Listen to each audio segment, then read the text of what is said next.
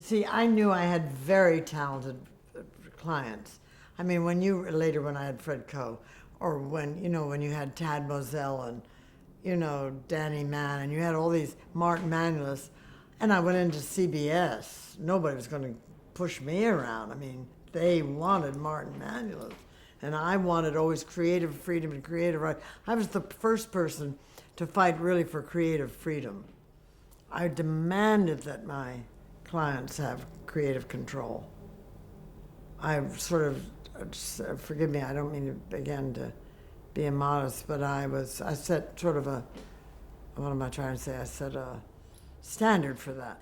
How did that evolve? Is that based on your meetings with your clients?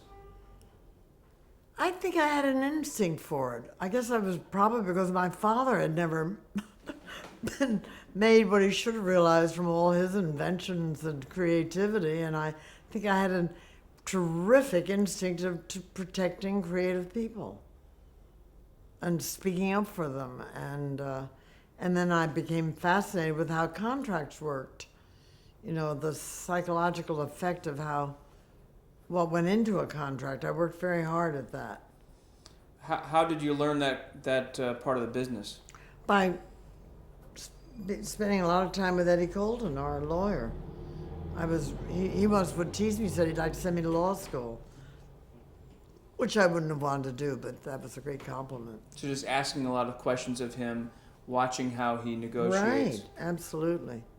Were there any particular... And being aware in the meetings of the lawyers, being aware of them and how they were negotiating. So I was being balanced as against them.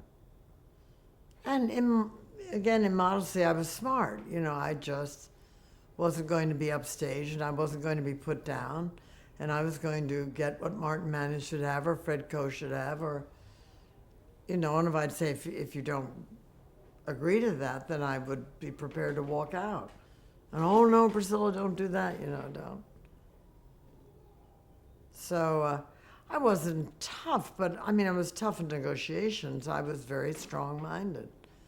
And I believed in these people, and I knew they were good.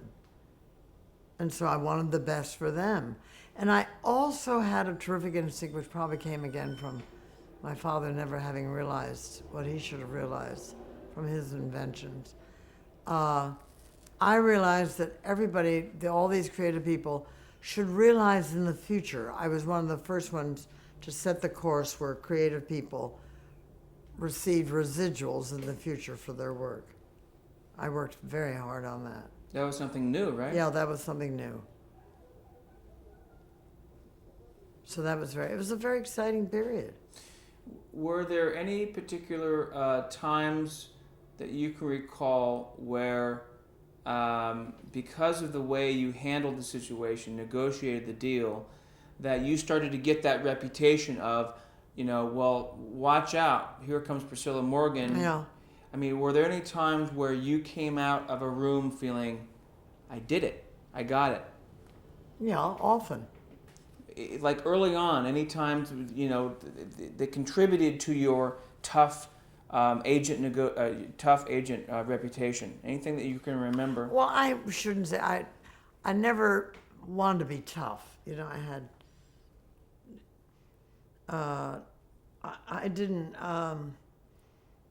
want to get a reputation for being tough, but I was very strong-minded, and I wanted to achieve what I was after, which I was able to do.